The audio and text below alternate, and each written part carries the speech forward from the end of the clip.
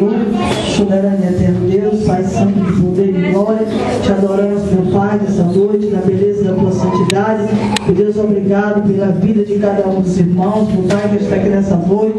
Obrigado pelos louvores, as palavras, testemunho, tudo quanto já tem feito falado conosco, meu Pai, nesta noite. Agora toma o teu filho nas tuas mãos, meu Pai, eu tenho certeza que tu já ministrou, meu Pai, a tua palavra no coração dele. Prepara nossos corações para receber a tua palavra nessa noite, meu Pai. Usa ele como um canal de bênção, meu Pai, para falar aquilo que tu tem a falar conosco, porque tu conhece a necessidade, tu sabe da petição, tu sabe de tudo que a tua igreja precisa, meu Pai. Nós estamos aqui para ouvir, continuar a ouvir aquilo que tu tem a falar conosco, meu Pai. Assim eu te peço e te agradeço em nome do Pai, do Filho e do teu Espírito Santo. Amém. Receba o céu, Senhor, com as palmas, Jesus.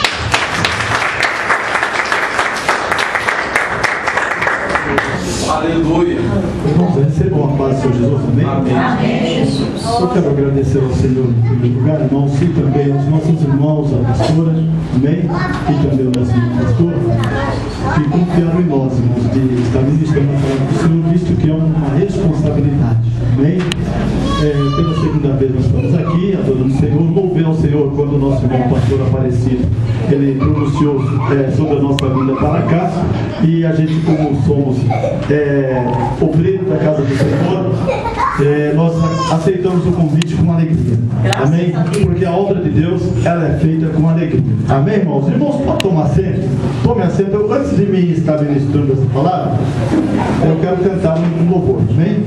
Quero que a igreja aqui que souber pode me ajudar. É o primeiro, pastor, amém? Louvado seja Deus. Adoramos ao Senhor, irmãos, porque o Senhor Jesus, Ele é bom na nossa vida, tem nos ajudado muito.